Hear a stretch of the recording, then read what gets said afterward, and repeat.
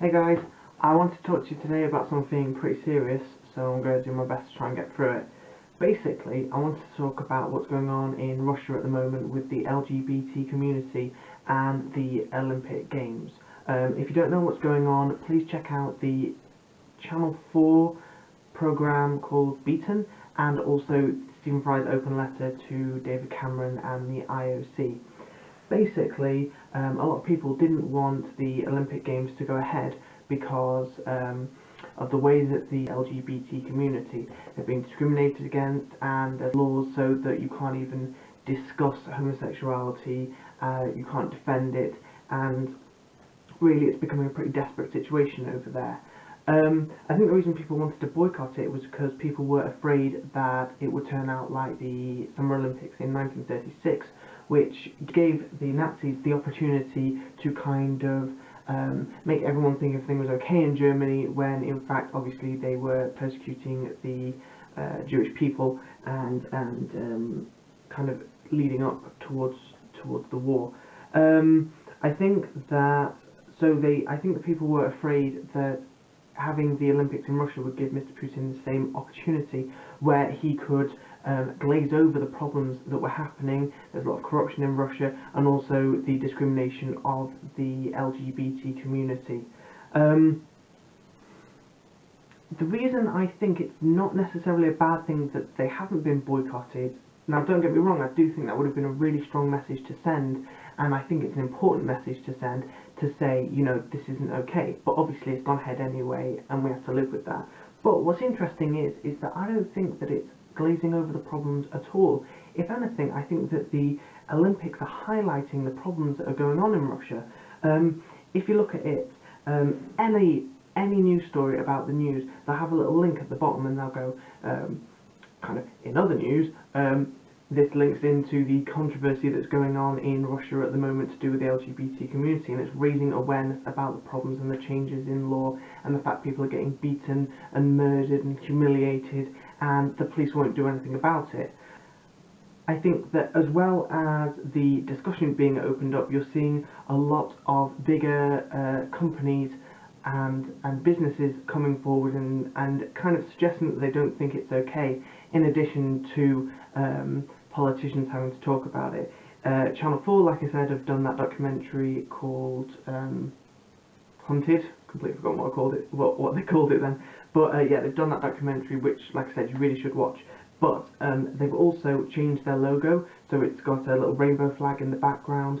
They've done it on their headquarters in London. They changed the logo on there for the same thing, and they're running an advert called Gay Mountain, which kind of like links homosexuality and the Olympics, and talks about kind of equality and freedom for all people at the Olympics, which is obviously a message that the Russian government wouldn't really approve of, given their stance on homosexuality.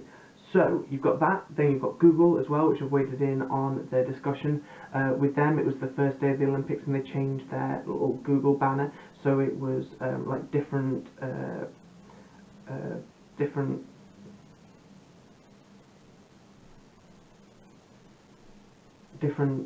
oh my god, what's the word?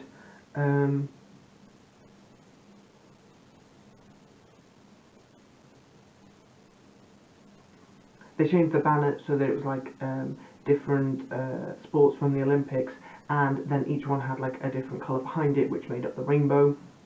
And at the bottom they put a quote from section 6 of the Olympic Charter, which was about kind of discrimination and stuff like that. So they've got involved as well. It seems even random chances against the Russians on this one. With at the opening ceremony they have 5 snowflakes which opened up into Olympic rings, but the 5th one didn't open up. Now this is pretty significant, apart from the fact that it gives people opportunity to make a lot of jokes about Putin's ring not expanding. Stephen Fry's letter to David Cameron and the IOC, when he talked about the Berlin Olympics, he called it a stain on the 5 rings, which I think kind of like links into this, because obviously it kind of looks like 4 rings and a stain. So that has created a pretty powerful image for the start of the games, and like I said, lots of associated jokes.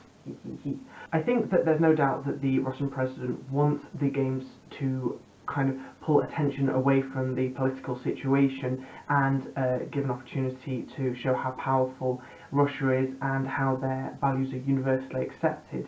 I just don't think that's happening so far. I think that in the run-up to the games and in the opening ceremony, the two things have been so well linked. It just seems to be that that's what people are talking about. Now, I think what's going to happen next is that obviously you're going to have 2 weeks of sport. I think that the Russians are probably going to want us to be concentrating on the sport, seeing as the politics isn't going too well. I would agree that we should concentrate on the sport because that's what the Olympics is about. However, my concern is that the message is just going to get forgotten about, that it's going to die away as the as it becomes more involved in something we can all associate with a little bit more, which is the sport. I really hope that this doesn't happen. I hope that the discussion continues and that people continue to put pressure on the Russians, that while this light is kind of on them and the cameras are there, that people continue to link the Olympics and discrimination that's going on in Russia. I hope that after the cameras are turned off, we don't forget what's happening in Russia and that we continue to put pressure on an international level that says we know what's happening, we don't think it's okay, we're not forgetting the suffering of the LGBT community in Russia, and we won't stand for this. I hope that people continue to keep the discussion moving forward. I hope that people kind of just any way that you can feel to make your voice heard on this, whether it's posting a status, telling a friend, writing a letter, writing an email, flying to Russia and giving them a piece of your mind personally. It doesn't matter. Just please keep the discussion going. It's really important that we don't forget what's happening in Russia. Anyway, that's enough of me ranting on. I've down in the description I've added a link to the Stephen Fry letter I mentioned earlier. You should check that out. Also, I am planning to put on the transcript of what I was going to say, which was far more eloquent and rousing and politically correct and interesting than what I've actually ended up saying. As well as that, I've also put a link to a video of I was going to say Russian drag queen, but that's not right, an Irish drag queen who is talking about homophobia, discrimination and oppression closer to home, and it is a brilliant video just because it sums up so well what's going on for kind of the average person day to day, the type of thing that's really hard to talk about because it's not overt, it's not like what's happening in Russia where people are getting beaten up and stuff like that, but it is exactly what is going on. So please check that out. Anyway, thanks for watching and have a good time. Bye.